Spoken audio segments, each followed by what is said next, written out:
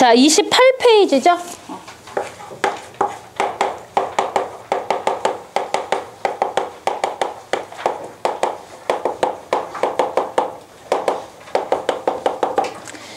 자, 저번 시간에 배운 여러 가지 원소들이 여러 가지 방법에 의해서 결합을 해서 화합물들을 형성하게 됩니다. 그 과정들에 대해서 볼 건데요. 우리가 배울 결합 방식은 크게 두 가지예요. 이 두 가지 말고도 다른 화학 결합 방식이 있지만 오늘은 두 가지에 대해서 자세히 배울 거예요. 첫 번째가 이온 결합. 자, 두 번째가 공유 결합이에요. 자, 그 다음 세 번째 결합, 금속 결합, 뭐 또 배위 결합, 이런 결합이 있는데 우리는 이 두 가지에 대해서 자세히 배우게 될 겁니다. 자, 이온 결합과 공유 결합은 어떤 차이가 있는지 오늘 수업을 다 듣고 나면 우리가 정확히 구분해서 이야기할 수 있어야 돼요. 자, 첫 번째 이온 결합부터 우리 그러면 차근차근 보도록 할게요. 자, 일단 이온이라고 하는 것의 정의가 뭐예요? 원자가 전자를 그렇지 잃거나 얻어서 형성된 입자를 이야기하죠. 자, 원자가 전자를 잃거나 얻어서 형성된 입자인데 잃으면 무슨 이온이 되는 거예요? 전자 마이너스를 잃었으니까 양이온이 되는 거고, 전자를 얻으면 무슨 이온이 되는 거예요? 음이온이 되는 거죠. 자, 이온이라고 하는 건 저런 거예요. 그렇다면 이온 결합은 뭐냐? 일단 원자가 전자를 잃거나 얻는 상황이 와야 되고요. 그리고 나서 전자를 잃어서 형성된 양이온과 전자를 얻어서 형성된 음이온. 자, 양과 음은 서로 반대되는 성질이잖아요. 양이온과 음이온이 서로 당겨지게 돼요. N극, S극이 서로를 당기듯이 플러스와 마이너스는 서로를 당기게 되죠. 그때 당기는 힘을 우리가 뭐라고 부르냐면 정전기적 인력이라고 합니다.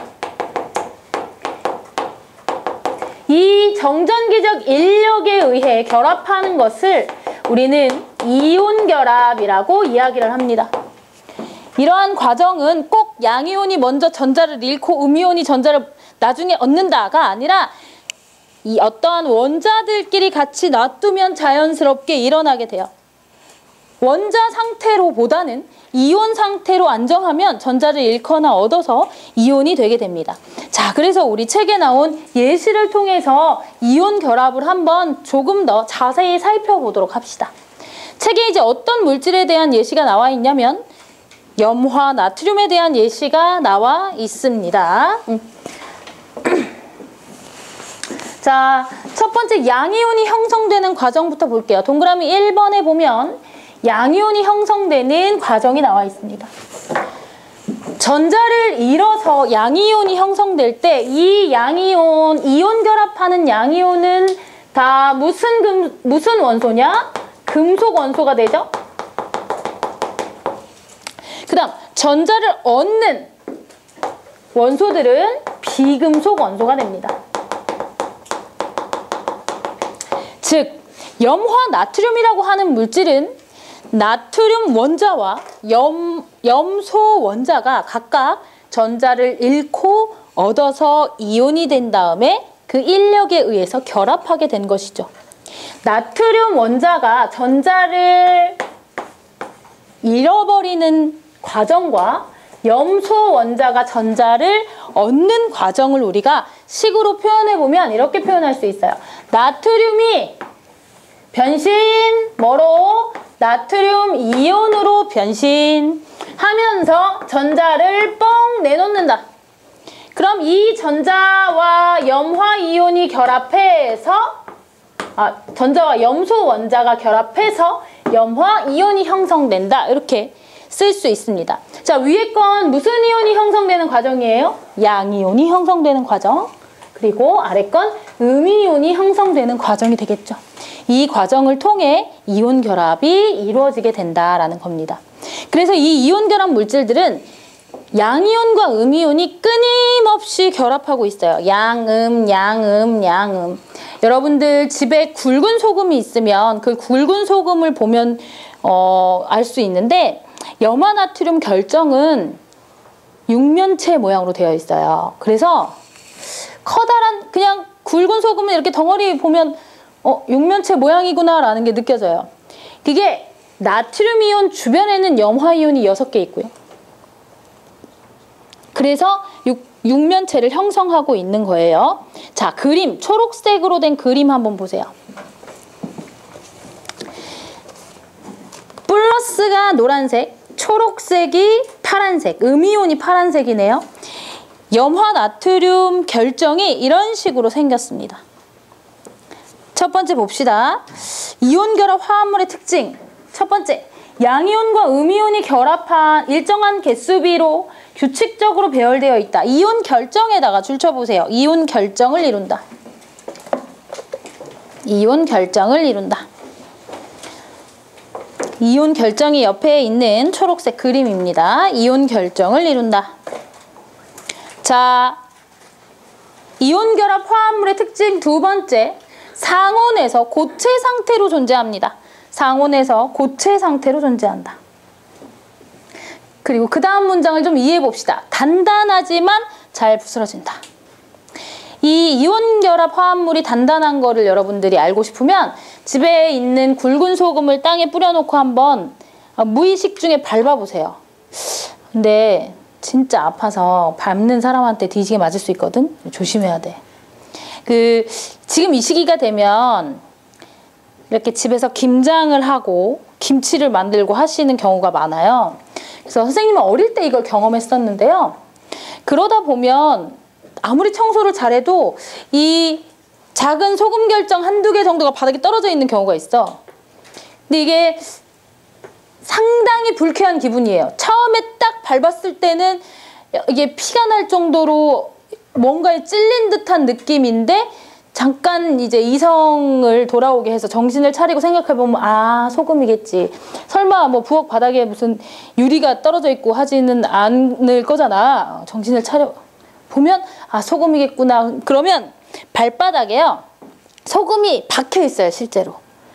이렇게 박혀 있어요. 그리고 그걸 이렇게 떼서 단단하니까 내가 밟았는데도 안 부스러진 거잖아.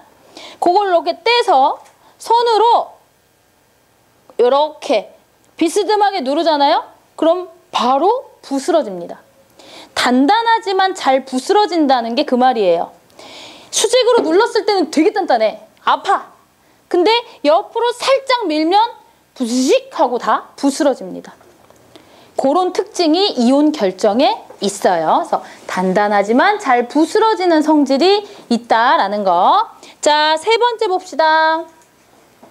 고체 상태에서는 전류가 흐르지 않아요. 고체 상태에서 이 이온 결합 화합물이 전류가 흐르지 않는 이유는 양이온과 음이온이 완전히 결합하고 있기 때문에 그래요.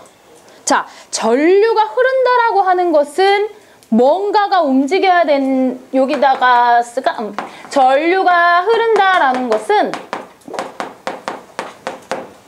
여러분들이 뭘 생각해야 되냐면 어떤 입자든 상관없어요. 그런데 전하를 띤 입자가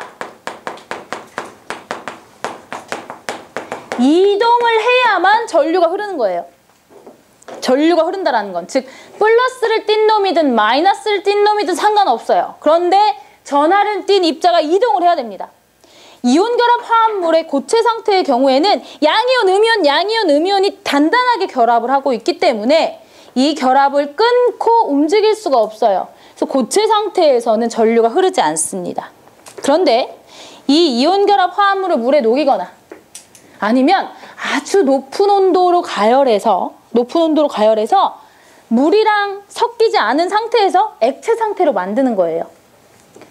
그런 경우에는 플러스를 띤 양이온과 마이너스를 띤 음이온이 좀 떨어질 수 있겠죠. 그래서 걔네들이 이동할 수 있게 되어서 전류가 흐르게 됩니다. 그러한 특징들, 동그라미 1, 2, 3번에 있는 특징들 여러분들 잘 표시해 놓으시고 기억해 주세요. 자, 그래서 이온결합이 어떻게 이루어지는지, 이온결합 화합물의 특징이 무엇인지에 대해서 살펴봤습니다. 이번에는 복습한다라고 생각하시고 화학식 한번 봅시다. 화학식. 괄호 3번 화학식. 배운 지 좀 돼서 기억이 안 날 수도. 자, 화학식이라고 하는 것은 어떠한 물질들 원소 기호와 숫자로 나타낸 식을 화학식이라고 이야기합니다. 우리가 지금까지 봤었던 예로 들었었던 염화나트륨. 염화나트륨의 화학식은 뭐야? 라고 물으면 우리 뭐라고 대답하면 돼요? NaCl이라고 대답하면 되는 거죠. 그런 걸 화학식이라고 합니다. 이런 거 Na 플러스, Cl 마이너스 이런 건 화학식이라고 안 해요. 화학식이라고 하는 건 어떤 물질을 나타내는 식을 뜻해요. 자, 동그라미 1번에 줄쳐봅시다. 다 아는 말이지만 눈으로 쭉 읽으시다가 맨 끝에 화학식을 쓸 때에는 양이온을 먼저 쓰고 음이온을 먼저 쓴다. 원소 기호로 쓸 때 얘기하는 거예요. 즉 어떻게 쓰냐? 좀 다른 물질로 해볼까? CaCl2 양이온을 먼저 쓰고 음이온을 먼저 쓴다라는 말입니다. 읽을 때는 어떻게 읽어요? 염화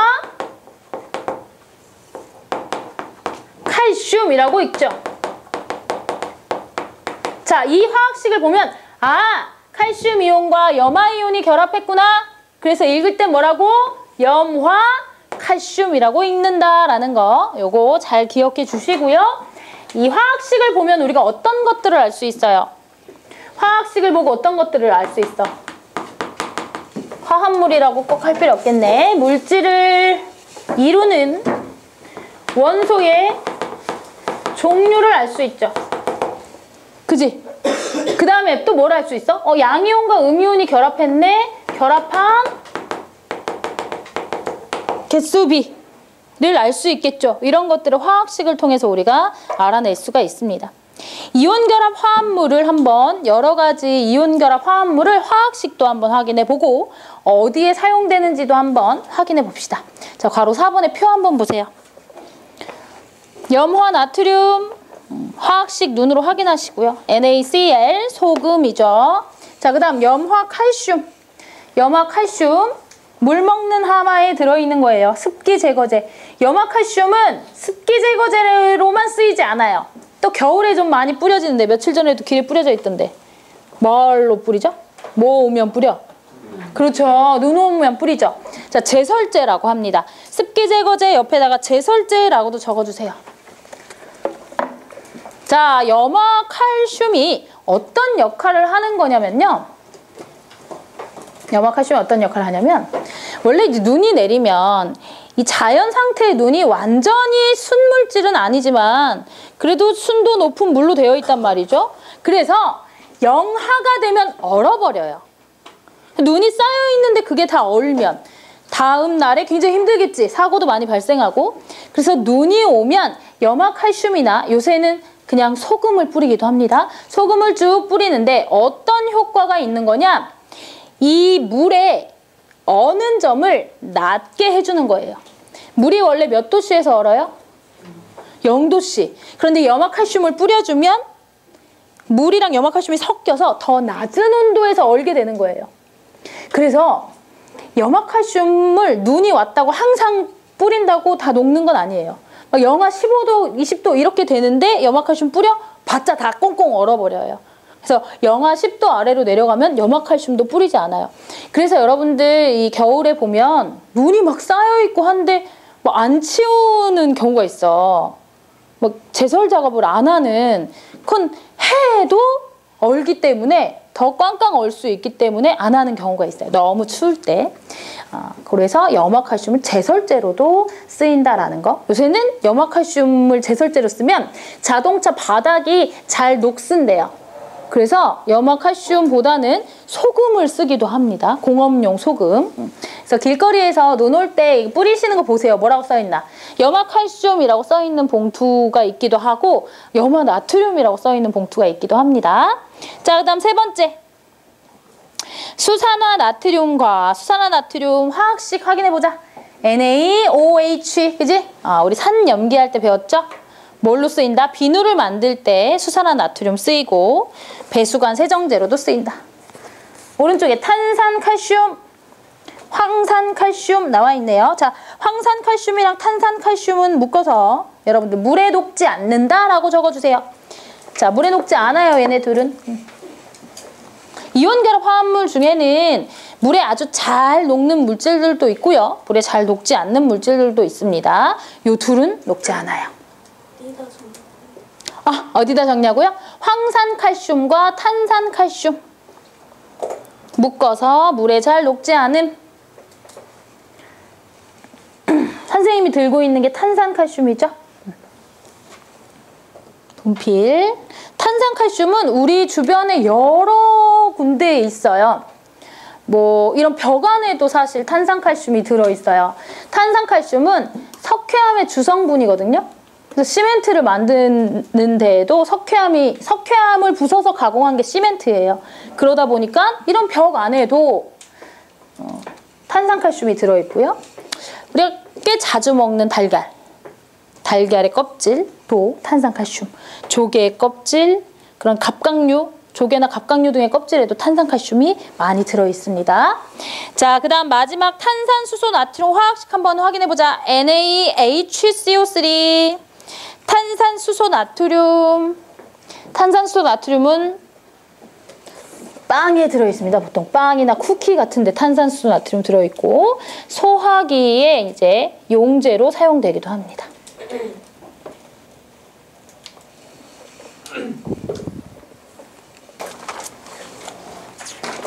29페이지 펴세요.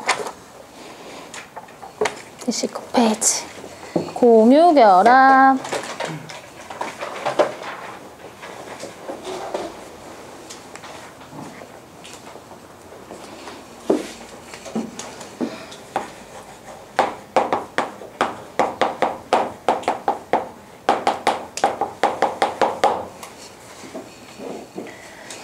자, 공유결합 볼 건데요. 이온결합이 금속 원소와 비금속 원소가 이온이 돼서 결합하는 거였다면 공유결합은 비금속끼리 결합하는 거예요. 비금속끼리 결합하는데 원자 상태로 결합을 합니다. 즉 이온을 만들거나 하는 게 아니라 비금속 원자들끼리 결합을 하게 돼요. 비금속 원자들끼리 어떻게 그러면 결합을 해야 되느냐. 뭐 우리가 종이와 종이를 붙이려면 종이 안에를 좀 잘라서 이렇게 결합을 시킨다든지 아니면 풀을 붙인다든지 스카치 테이프로 붙인다든지 하는 방법으로 결합할 거잖아요. 그런 여러 가지 결합 방식이 있는 거예요. 이온 결합은 하나는 전자 잃고 하나는 얻어서 딱 맞아서 결합을 하게 되는 거고, 공유 결합의 경우에는 전자를 잃거나 얻는 것이 아니라 전자 쌍을 공유합니다. 공유한다는 건 같이 쓴다는 말이 되겠죠? 같이 쓴다. 여기 보면 전자를 서로 공유하여 라고 되어 있는데 쌍이라는 글자를 하나 더 추가해 주세요. 너 하나 나 하나 공유해서 한 전자 쌍을 이루는 거예요. 그 전자 쌍을 공유하는 겁니다. 그래서 이렇게 공유 결합을 보면요. 산소랑 수소를 이용해서 한번 공유 결합이 어떤 결합인지 한번 보도록 할게요. 선생님이 산소는 8번이니까 첫 번째 껍질에 전자 2개, 두 번째 껍질에 전자 몇 개 있겠니? 그러면 둘, 셋, 넷. 그리고 어떻게? 다, 여 하면 8개 되죠. 그치? 자, 그 다음에 수소는 다른 색깔로 그릴게요. 수소는 전자가 몇 개죠? 수소는 전자가 하나. 왜? 왜라고 물으면 뭐라고 대답해야 돼요? 그러니까 1번이니까 그지? 수소 전자 한 개 뭐 어쩌라고 수소인데 이렇게 대답하는 거잖아. 맞아. 수소 1번이니까 전자가 하나예요. 자, 수소 전자 하나인 거 플러스 1 양성자 하나 있고 수소의 전자 하나를 산소의 전자 하나와 같이 쓰는 거야. 야, 같이 쓰자 이렇게. 그래서 전자 쌍을 공유한다라고 이야기하는 거예요. 그 다음에 한 자리 남잖아. 그럼 또 야, 너 하나 더 와. 같이 너 전자 나랑 같이 써. 그래. 이렇게 되는 거야. 이렇게 물분자가 형성됩니다. 그럼 봅시다. 공유한 전자. 수소 하나, 산소 하나, 공유한 전자 같이 쓰는 거예요. 얘네들을 우리가 뭐라고 부르는 거냐면 공유 전자쌍이라고 불러요.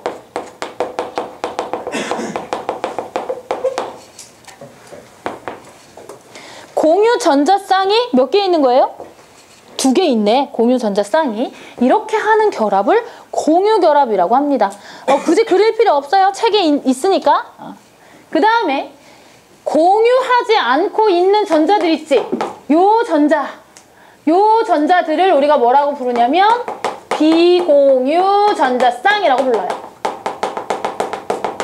이렇게 수소와 산소가 수소 2개의 원자, 산소 1개의 원자가 결합을 하니까 산소의 입장에서 한번 볼게요. 산소 나 플러스 8.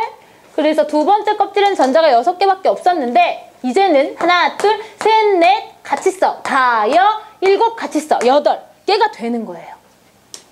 수소의 입장도 원래는 전자가 하나밖에 없었죠. 그럼 이 수소의 입장에서 전자 하나를 잃거나 얻거나 해야 되는데 잃거나 얻거나 전자 하나를 산소 걸 같이 쓰면서 하나, 둘 첫 번째 껍질이 꽉 차게 되죠. 이러한 결합을 공유결합이라고 이야기를 합니다. 공유결합. 자, 그래서 이렇게 전자쌍을 공유하는 결합을 공유결합이라고 합니다.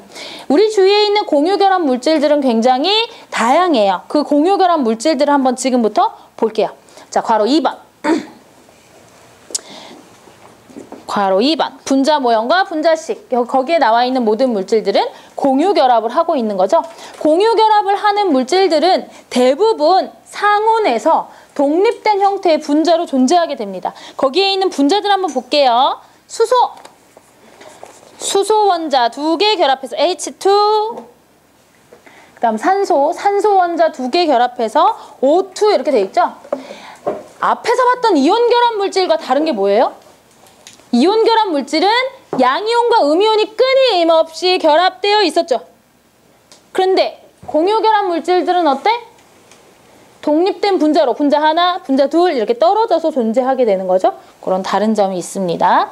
여러분들이 조금 더 깊게 들어가면 수소는 공유한 전자가 몇 개인가 이런 것들 생각할 수 있어야 돼요. 자, 수소 한번 생각해 봅시다. 수소 몇 번? 1번. 1번이니까 나 전자 몇 개예요? 1개. 나 하나, 너 하나 같이 써. 공유 전자쌍이 몇 쌍이 될까? 나 하나, 너 하나 같이 쓰니까 하나 한 쌍. 자, 수소에다가 메모해 놓읍시다. 공유 전자쌍 한 쌍.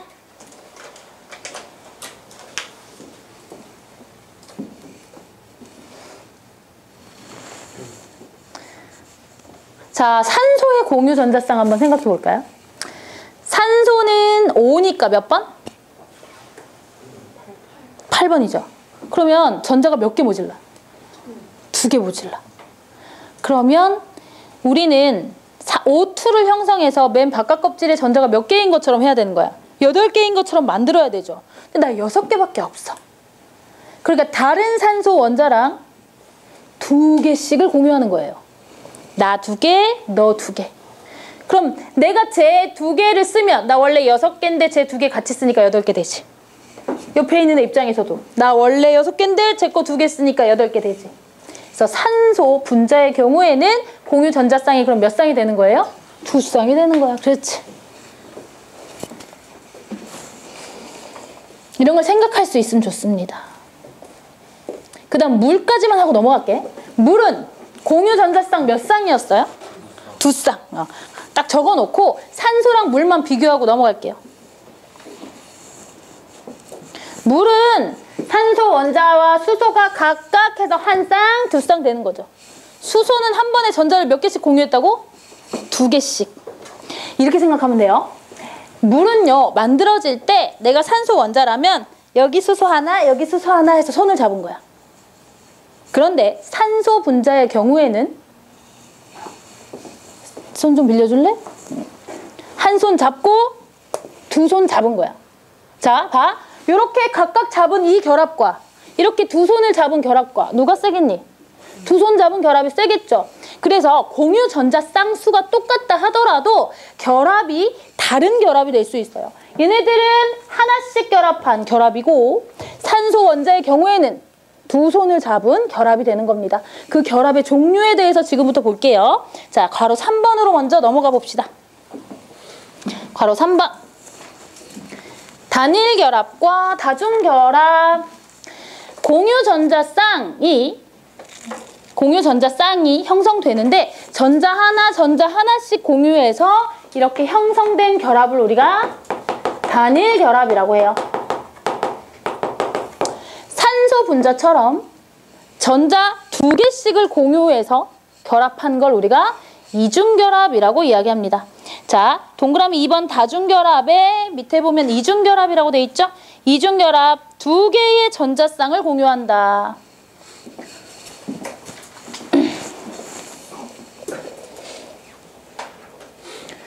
그 다음 3중결합 3개의 전자쌍을 공유한다 라고 되어 있죠?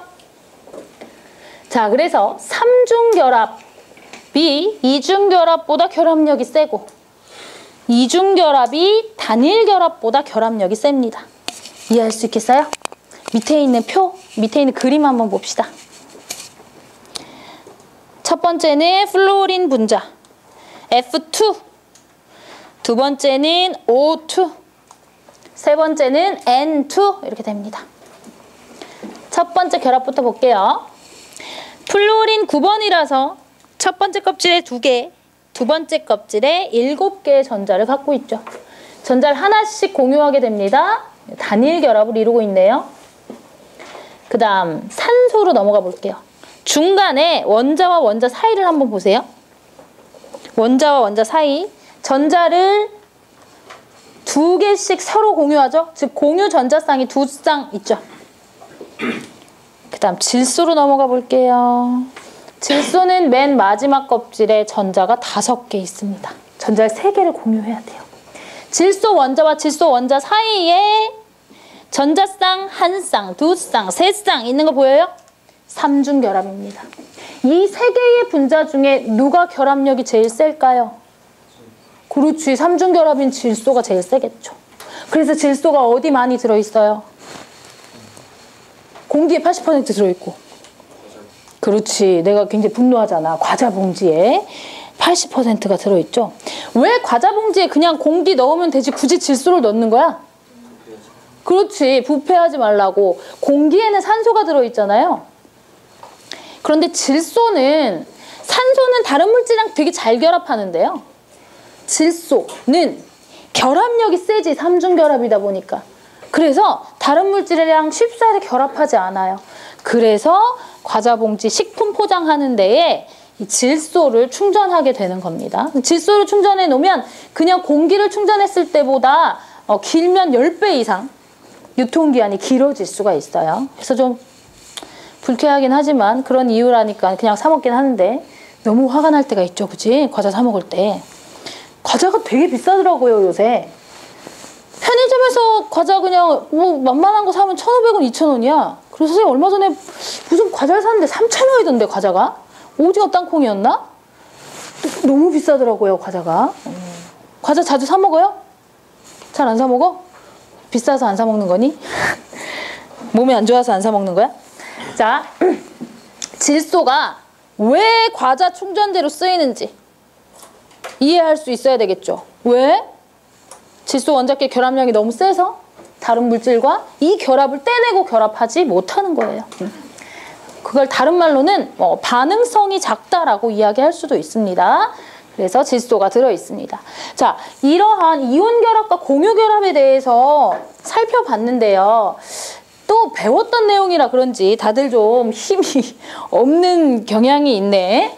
자, 이온결합과 공유결합이 만들어질 때, 이런 결합을 이룰 때 전자의 배치가 어떤 일정한 규칙을 따라요.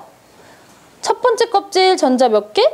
2개. 두 번째 껍질, 세 번째 껍질 전자가 8개씩. 즉 마지막 껍질 전자 수를 8개로 맞추는 그러한 규칙을 따라서 결합이 이루어집니다. 그게 안정한 건가 봐. 그지? 자연히 그런 건가 봐요.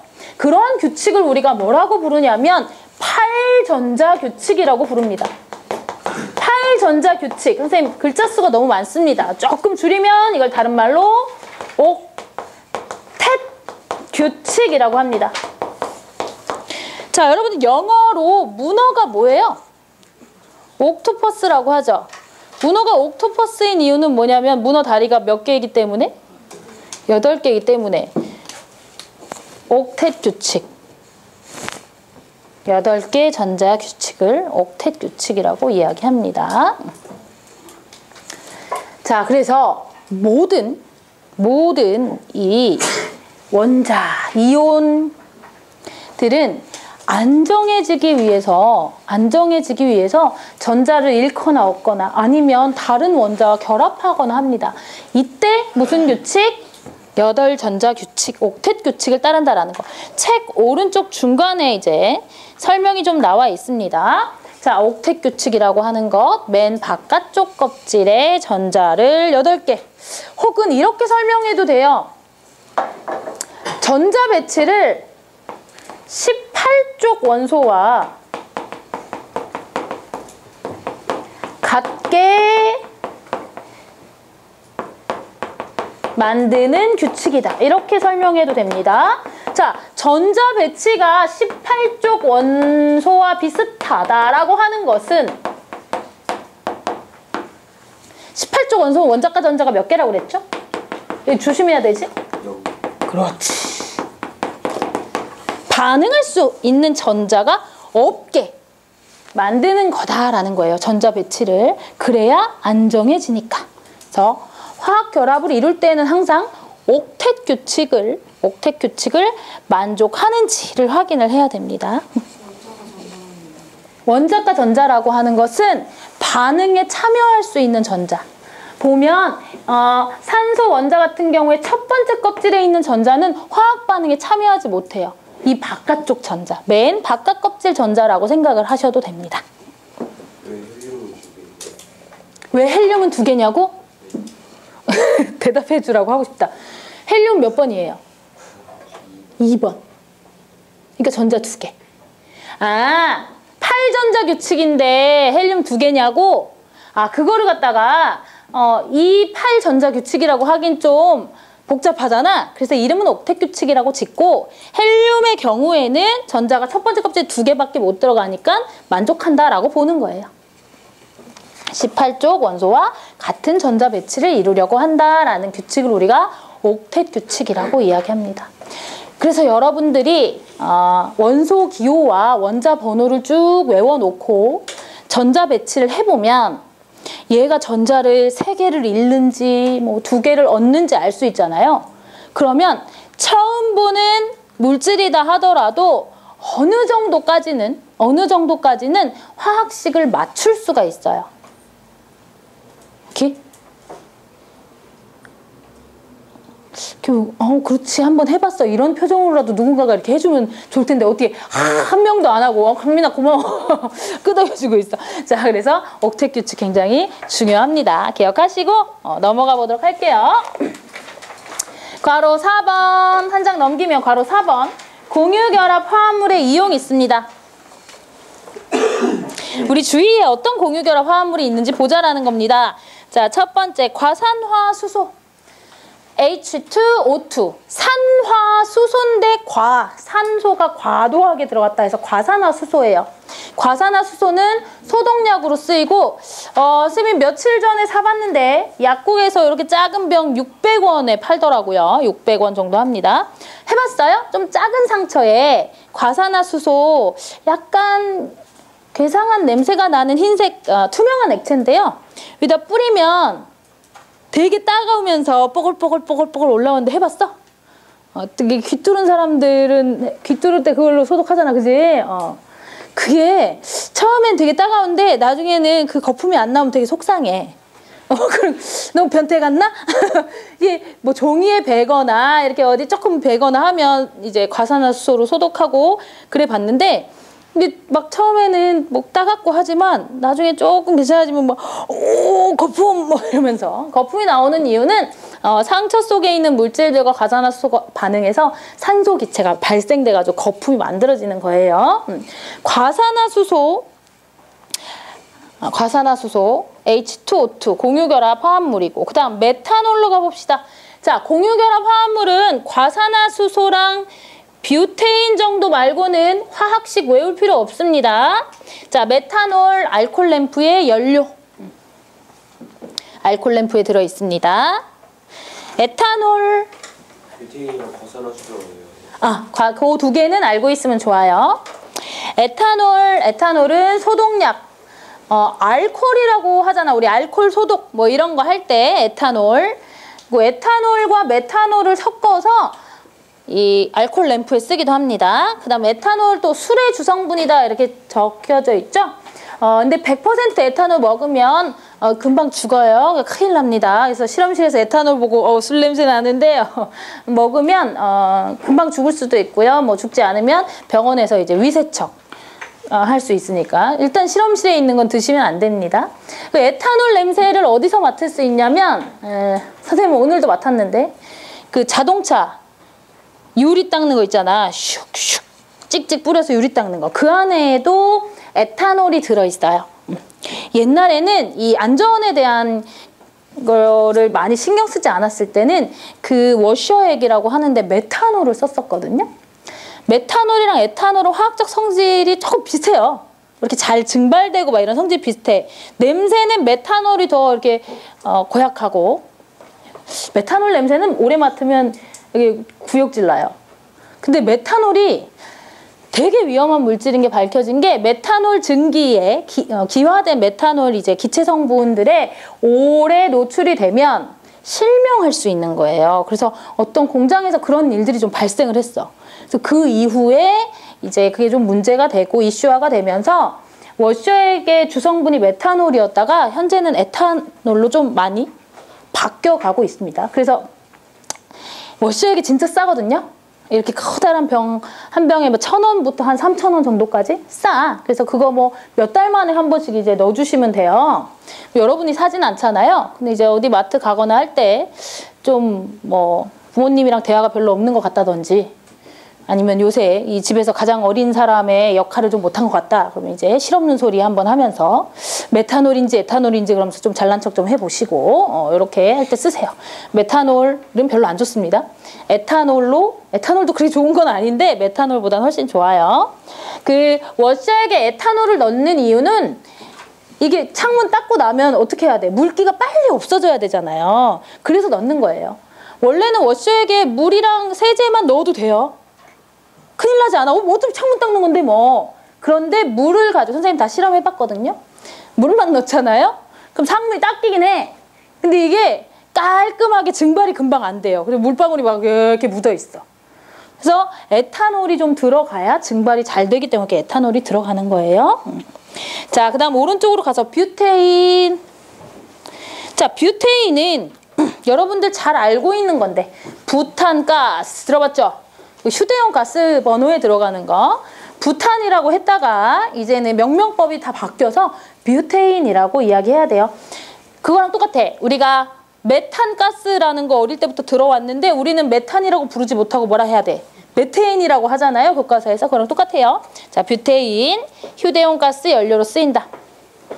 나프탈렌 방충제. 나프탈렌도 냄새가 고약해요. 그래서 요새는 잘 안 쓰시는 것 같아. 보통 옛날에는 장롱 같은데 오래 보관해야 되는 이런 겨울 옷들, 교복 코트 뭐 이런 옷들 있잖아요. 그런 동물성 섬유로 된 것들을 보관할 때 나프탈렌을 썼는데요. 그런 동물성 섬유에는 벌레가 잘 모인대요. 좀이라고 하는 벌레가. 그래서 옷을 갉아먹는데, 동물의 털이니까. 그래서 그걸 막기 위해서 나프탈렌을 넣었었는데, 그래서 선생님 어릴 때 겨울옷만 모아놓은 장롱에서 이렇게 옷을 꺼내잖아. 그럼 그 나프탈렌 냄새가 진동했던 기억이 있어요. 나프탈렌 모르는 사람들은 아마 아예 본 적도 없을 거고요. 하얀 바둑알처럼 생긴 건데요. 남학생들은 가끔 봤을 거야. 소변기에 나프탈렌 있는 경우 있어요. 그 냄새가 나프탈렌이 굉장히 강하기 때문에 보통 이 소변기에 놓거나 하곤 합니다. 근데 몸에 딱히 좋은 물질은 아니에요. 나프탈렌을 쓰는 이유는 나프탈렌이 승화성 물질이에요. 즉 액체 상태를 거치지 않고 고체에서 바로 작아지면서 바로 기체가 됩니다. 그래서 뭐 나쁜 냄새나 나쁜 이 벌레들을 막아주는 역할을 해요. 자, 마지막에 아세트산. 아세트산은 우리가 식초의 주성분이죠. 그지? 아세트산. 그래서 아세트산을 3, 4% 섞은 것이 3, 4% 정도로 희석한 것이 식초예요. 식초. 자, 그래서 아세트산 밑에는 아세트산의 분자식을 써놓읍시다. 거긴 그냥 화학식이 써있는 거고요. 아세트산의 분자식 여기다 쓸게. 여기다 쓸까? CH3COOH였죠? 아세트산의 분자식 한번 써보고 갑시다.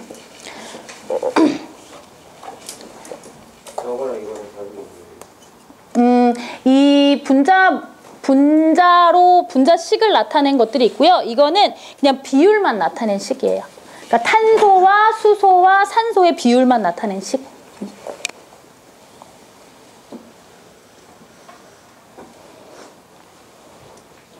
자, 그러면 이온결합과 공유결합 물질들의 성질에 대해서 좀 총정리하면서 넘어가 봅시다. 자, 이온결합 물질의 성질부터 볼게요. 이온결합 물질의 성질. 첫 번째, 이제 뭘 볼 거냐? 전기가 통하는지. 자, 기억합시다. 고체 상태에선 전기 통한다, 안 통한다? 안 통한다. 그런데 용융된 액체 상태나 수용액 상태에선 통한다. 그래서 줄 쳐놓고. 그 다음 이온결합 물질 상온에서 고체로 존재한다라는 거.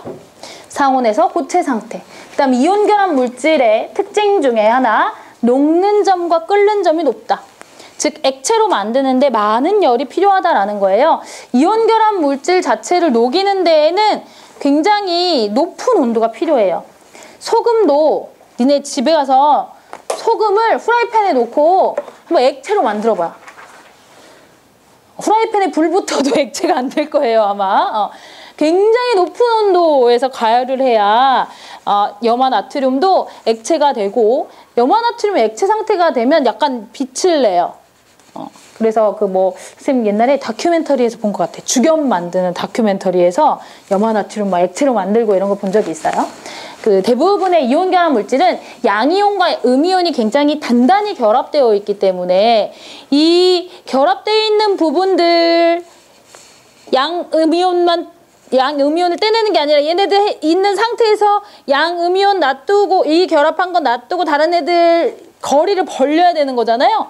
그래서 막 굉장히 많은 열이 필요해요. 그래서 녹는 점과 끓는 점이 매우 높다. 금속만큼은 아니지만 다른 물질들에 비해서, 공유결합 물질들에 비해서 매우 높다라는 것 줄쳐놓읍시다. 녹는 점이나 끓는 점이 대체로 높다 정도.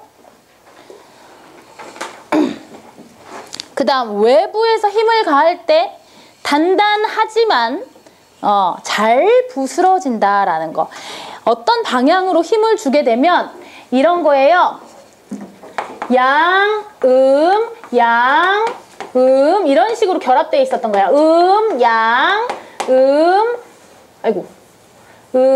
양 이렇게 결합되어 있었는데 위에서 그냥 깡 누르면은 아무 일도 일어나지 않아. 단단해. 근데 얘를 이렇게 살짝 힘을 비틀어서 주면 이 음이온이 옆으로 가고 양이온 일로 오고 음이온 옆으로 가고 양이온 옆으로 가고 이렇게 되면서 그럼 음이온과 음이온끼리 양이온과 양이온끼리 가까워지면서 얘네들끼리 서로 밀게 되겠죠. 이러면서 되게 잘 부스러지게 되는 거예요.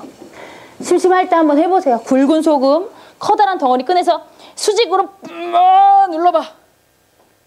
그때 힘이랑 옆으로 살짝 비틀어서 이렇게 힘을 줘봐요. 완전히 달라요. 한번 해보세요.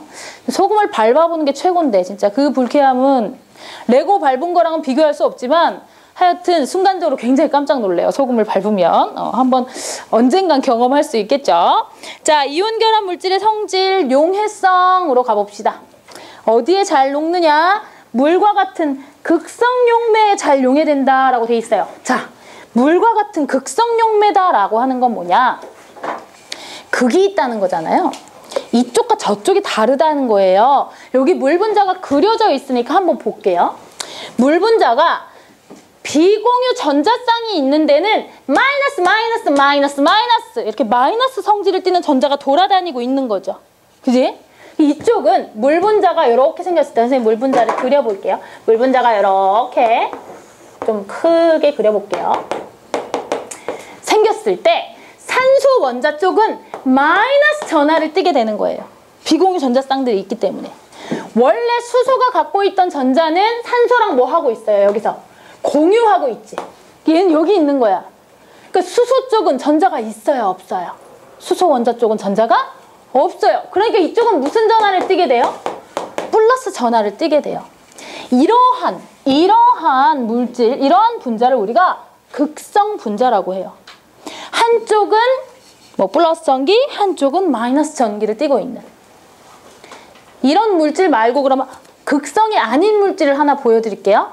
메테인의 화학식이 CH4예요. 그래서 탄소는 전자가 몇 개 있지? 6번이니까 6개. 첫 번째 껍질에 전자 2개, 두 번째 껍질에 전자 그럼 몇 개예요?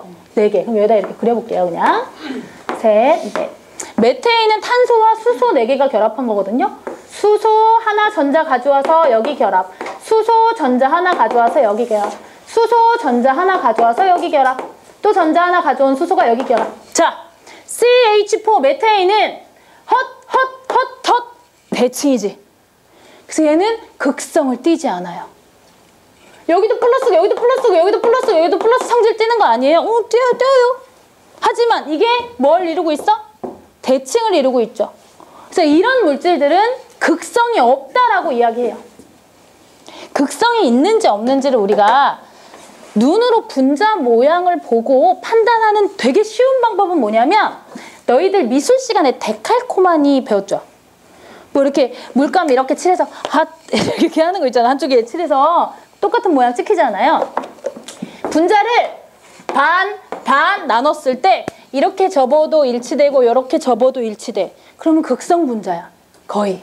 물 분자는 그런데 이렇게 접으면 데칼코마니 돼요. 그래서 이렇게 접으면 돼, 안 돼? 안 돼. 이런 분자는 대부분 극성 분자가 돼요. 그래서 무극성 분자는 좌우 상하가 대칭인 경우가 많고 극성 분자는 아예 대칭이 안 되거나 한쪽 방향은 안 되거나 하는 부분이 있어요. 거기 보면 극성 용매라고 돼 있죠? 극성 용매에다가 이 X하고 물 이렇게 적어줍시다.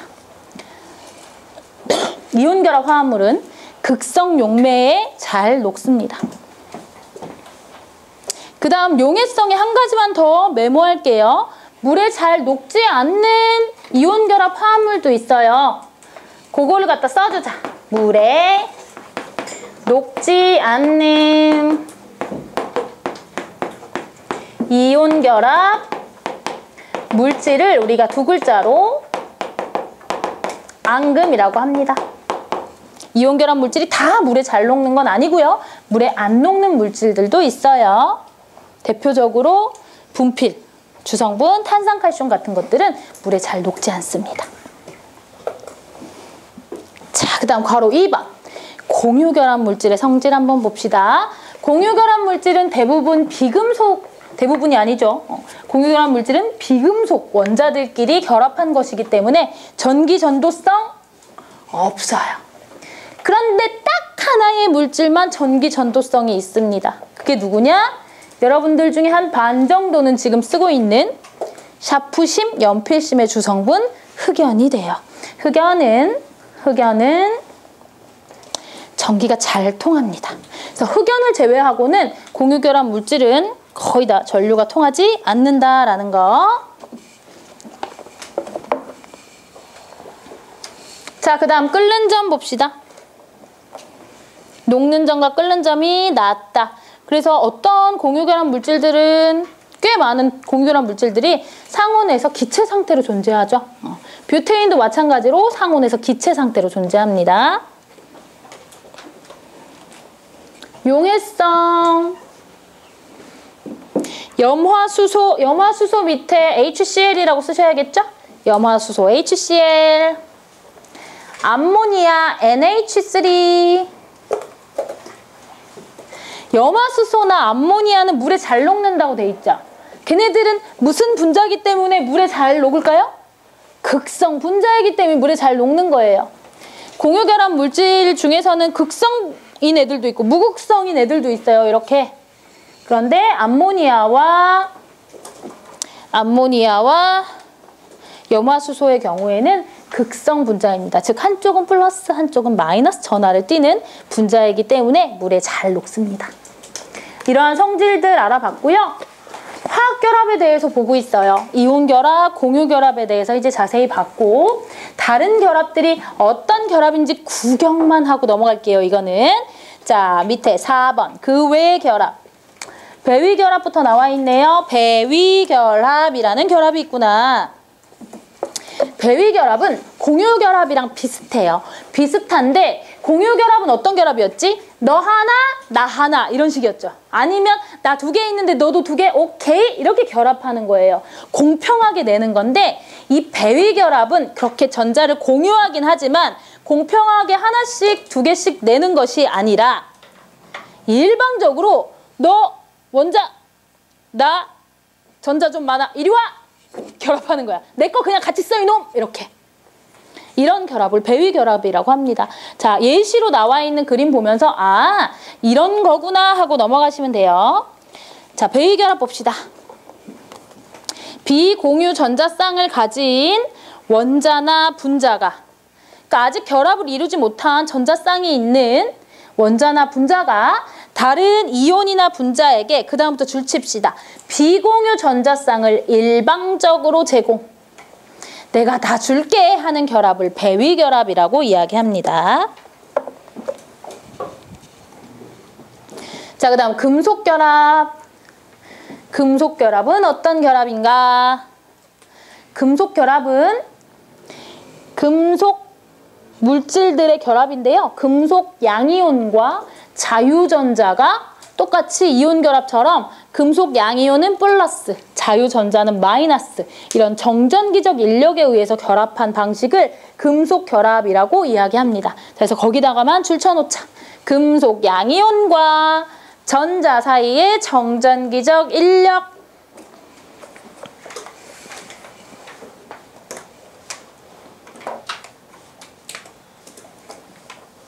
이것을 금속결합이라고 이야기합니다.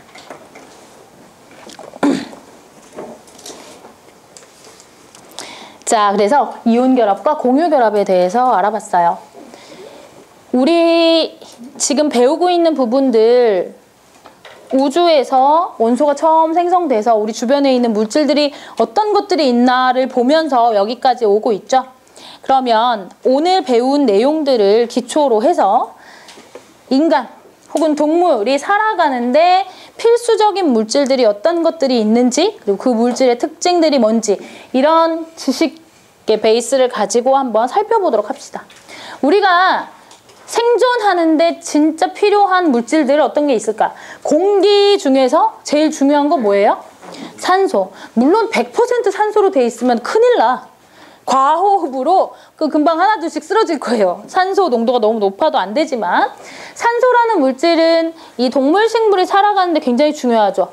우리가 섭취하거나 합성한 영양소를 분해하는 데 산소가 쓰이게 돼요. 그래서 에너지를 우리 몸에서 밖으로 방출하는 데 산소가 쓰이게 되는데요. 산소는 이온결합과 공유결합 중에 무슨 결합? 공유결합. 우리가 흔히 산소라고 이야기하면 O2를 이야기하는 경우가 많죠. 그지? 산소 분자를 이야기하는 경우가 많아요. 그 다음에 산소가 꼭 필요하고 우리가 밥은 못 먹어도 뭐는 먹어야 버틸 수 있죠? 물을 먹어야 되고요. 요새 건강을 위해서 뭐 한 1, 2년에 한 번씩 단식을 하시는 분들도 있대요. 그래서 단식은 밥을 그냥 안 먹는 거거든? 그게 어떻게 가능한지 모르겠어요. 밥을 막 열흘씩 안 먹어요. 근데 사람이 안 죽어. 되게 신기해. 단식원이라는 곳들도 있어. 그게 건강을 위해서 한대. 무슨 단식원 같은 데 가서 한 열흘, 뭐 일주일 단식을 하면 몸에 있는 이 독소가 빠져나가고 숙변이라고 하는데 뭐 그런 게 다 빠져나가서 몸에 좋대요. 근데 그 단식원을 선생님은 안 가봤는데 억지로 해야 되는 게 아니면 굳이 그렇게 하고 싶지 않아요. 다른 방식으로도 건강해질 수 있을 것 같아. 단식원에서는 음식을 안 주고 두 가지를 준대요. 물과 소금을 준대요. 우리가 물만 먹으면 무슨 문제가 생기냐면 우리 몸의 농도가 달라지게 돼요. 전해질의 농도가 달라지게 되면 사람이 금방 문제가 생겨요. 그래서 이 전해질에 문제가 생기는 경우가 어떤 게 있냐면 되게 더운 여름날 막 뭐 운동을 열심히 했어. 밖에서 축구를 하든 농구를 하든 되게 열심히 했어. 자, 우리 땀을 흘려요. 좀 더럽지만 땀 먹어봤어요? 내 몸에서 나온 건데 뭐 또 그렇게 더러워. 근데 얘들아 막 운동 되게 심하게 하다 보면 땀 뚝뚝 떨어져서 땀 맛이 가끔 날 때 있지 않아? 경험해보지. 땀은 어때요? 찝찝하죠? 그지? 소금이 계속 빠져나가고 있다는 거예요, 우리 몸에서. 근데 막 운동을 했어. 막 한 2시간 막 뛰었어. 막 죽을 것 같아. 그래가지고 막 물을 막 먹은 거야. 맹물을. 그러면 건강한 사람의 경우에도 그런 게 문제가 될 수가 있어요. 소금이 많이 빠져나가서 우리 체내에 있는 농도가 낮아졌는데 거기에 맹물만 넣은 거야. 그럼 체내의 농도가 어떻게 돼? 낮아지게 되겠지. 갑자기 체내의 농도가 변하게 되면 사람이 픽 하고 쓰러질 수 있어요. 그래서 마라톤 할 때 보면 마라톤 선수들 물 벌컥벌컥 마시는 사람 본 적 있니? 나 어릴 때 그게 진짜 이해가 안 됐거든? 뭐 이렇게 뛰어가다가 이러고 버려. 저게 무슨 환경 오염이고 낭비인가 자원 낭비인가 했는데 마라톤을 뛰시는 분들은 물을 많이 먹으면 죽을 수 있어요. 땀을 그만큼 흘리고 거기에 맹물을 넣으면 체내의 농도가 낮아지게 되는 거예요. 굉장히 위험해요. 그래서 단식원에서 2개를 준대. 물이랑 소금. 특히 남학생들 잘 기억하세요. 여름에 진짜 더울 때 1시간 이상 내가 땀을 흘렸다. 목말라 죽겠는데 아직 한 번도 물을 안 먹었다. 물 먹을 때 벌컥벌컥 이렇게 막 물 한 병 원샷하고 절대로 안 됩니다. 안녕 하고 집에 가다가 픽 쓰러지는 경우가 있어. 실제로. 진짜 위험한 거예요. 그러니까 운동을 많이 하고 나서는 좀 비싸지만 뭐 사 먹는 거야? 이온 음료 그래서 사 먹는 거야. 그 맛있어서 먹는다기 먹죠, 맛있어서. 근데 그 이유만 있는 게 아니라 운동을 많이 하면 소금이 빠지기 때문에 우리 몸의 농도가 낮아져서 꼭 이온 음료를 먹어야 되고 내가 용돈을 너무 다 많이 써가지고 용돈도 없고 엄카, 아카도 다 이제 정지당했다. 빼앗겼다. 그런 경우엔 뭐 어떻게 소금이라도 싸가지고 다니세요. 그래야 죽지 않지. 자, 인류의 생존에 필요한 물질들 그 3가지 물질의 특징 간단히 보고 넘어갈게요. 괄호 1번 보세요. 산소. 여기 있는 내용들이 어렵지 않아서 여러분들 금방 이해하고 넘어가시면 됩니다. 자, 산소의 특징. 산소의 특징 봅시다. 다른 원소에 비해 전자쌍을 잡아당기는 능력이 매우 커서 그 다음부터 줄칩시다. 반응성이 크며 산소는 다른 물질들이랑 반응을 굉장히 잘합니다. 반응성이 굉장히 크다. 동그라미 2번. 산소는 지구의 생명체의 주치자 호흡과 광합성. 호흡과 광합성에 산소가 이용되고 그 다음 연소에다 주치세요. 연소에 반드시 필요하다. 연소가 뭐냐? 연소가 뭐야? 그럼 뭐라고 해야 돼요? 타는 것, 그치? 타는 것. 물질이 탄다라고 하는 것은 그 물질이 누구와 결합하는 것? 산소와 결합하는 것. 그 정도 알고 계시면 됩니다. 자, 동그라미 3번. 지각에 존재하는 대부분의 금속, 비금속 원소와 쉽게 반응해서 여러 가지 광물을 형성한다. 실제로 지각에 존재하는 원소들 산소, 규소, 알루미늄, 철 막 이렇게 쭉 있잖아요. 그 모든 원소들은 단독으로 존재하는 게 아니라 지각에 거의 다 지각의 8대 원소는 다 산소랑 결합한 채로 존재합니다. 다. 산소는 그만큼 반응성이 커요. 우리가 가장 많이 사용하는 금속 중에 철이 있죠. 철도 지구상에 존재할 때 다 산소와 결합한 형태로 존재하죠. 자, 그 다음 4번. 대기 중에 수소, 탄소 등과 결합하여 수증기, 이산화탄소 등의 화합을 만든다. 아, 이런 데 많이 쓰이고 있다. 5번. 탄수화물, 단백질 등 생물의 영양소 및 에너지원을 구성하는 주요 원소이다. 생각해보면 우리 몸은 물이 한 66%, 그 다음 단백질, 지방. 선생님은 요새 단백질에 지방이랑 순서가 좀 반대인 것 같긴 한데 이해가 안 돼. 물 다음으로 단백질이 제일 많다는데 내 몸 어디에도 근육이 별로 없는데 어디 단백질이 있다는 건 잘 모르겠어. 자, 그렇게 보면 물에도 누가 들어있어? 산소. 단백질, 지방, 탄수화물에도 뭐가 들어있어요? 산소. 즉 우리 몸에 가장 많이 들어있는, 질량비로 따졌을 때 가장 많이 들어있는 원소가 누굴까? 산소가 됩니다. 산소. 그래서 동그라미 5번 밑에 메모해 놓읍시다. 우리 몸에 가장 많은 질량을 우리 몸에서 가장 많은 질량을 차지한다라는 거, 산소가.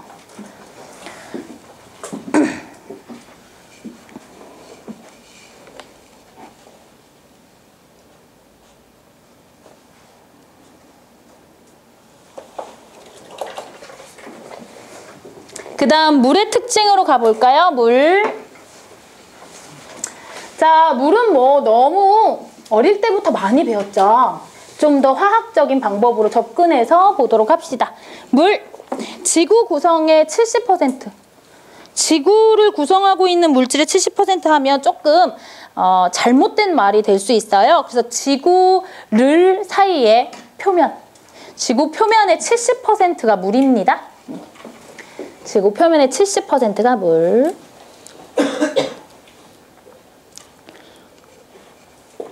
자, 동그라미 2번. 물은 다양한 물질을 녹일 수 있는 좋은 용매에 줄칩시다. 좋은 용매. 잘 녹인다라는 거예요. 굉장히 많은 물질들을 녹일 수 있어요. 비금속으로 이루어져 있으면서 극성을 띠고 있어서 이온 결합 물질, 공유 결합 물질, 많은 물질을 녹여낼 수 있습니다. 자, 동그라미 3번. 물은 비열이 커서 줄치고, 그 다음 많은 양의 열을 오래 보존, 괄호 칩시다. 온도가 쉽게 변하지 않는다라는 거예요. 그래서 생명체 내에 물이 많고 그 물은 비열이 크기 때문에 우리의 온도가, 다른 생물체들의 온도가 급격히 변하지 않는다라는 거예요. 생물체가 갖춰야 할 중요한 특징 중에 하나가 항상 일정한 상태를 유지해야 된다라는 거예요. 우리가 기분이야 막 왔다 갔다 할 수 있지만 체온이 막 확 하루에 막 5도 이상씩 변한다든지 몸무게가 하루에 막 5kg씩 변한다든지 말도 안 되죠, 그지? 그럼 건강에 큰 이상이 있는 거예요, 그죠? 그래서 이 물이 생명체의 대부분을 차지하고 있다라고 하는 것은 그러한 부분, 일정한 온도를 유지시키는 부분에서 굉장히 중요하게 됩니다. 자, 동그라미 4번, 이거 중요하죠? 동그라미 4번. 순수한 물은 일기압일 때 0도씨에서 얼고 100도씨에서 끓죠. 0도씨에서 얼고 100도씨에서 끓어요. 물은요, 끓는 점이 꽤 높은 공유결합 물질이에요. 그러다 보니까 이 기화될 때, 액체에서 기체가 될 때도 많은 양의 열이 필요합니다. 그건 또 생명체한테 굉장히 중요한데요.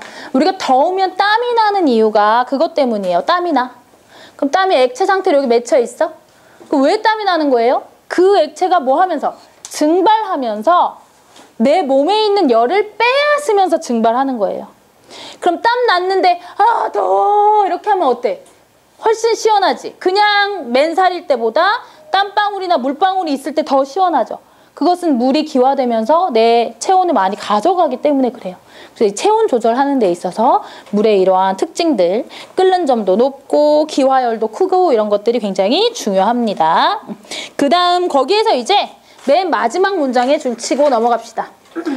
얼음은 물보다 밀도가 작아 물에 뜬다. 얼음이 물에 뜬다라는 것. 지구에 생명체가 존재하는데 아주 커다란 역할을 했죠. 얼음이 물에 뜨지 않았으면 그런 거예요. 호수나 바다가 바닥부터 얼었을 거예요. 바닥부터 얼면 바닥에 있는 생명체들부터 다 죽는 거지. 근데 다행히 얼음이 얼면 위로 떠오르고 얼음이 얼면 떠오르고 하면서 물의 표면부터 얼어요. 그러면 바깥쪽에 차가운 공기와 아직 얼지 않은 물과 접촉을 또 얼음이 막아주겠지. 그러면서 깊은 곳에 있는 물들은 녹지 않을 수가 있는 거죠. 그래서 아무리 추워진다 하더라도 물속에 있던 생명체가 다 멸종하는 일이 없었던 거예요. 그래서 생명체가 진화해 와서 우리와 같은 고등한 생물까지도 진화할 수 있게 되었던 겁니다.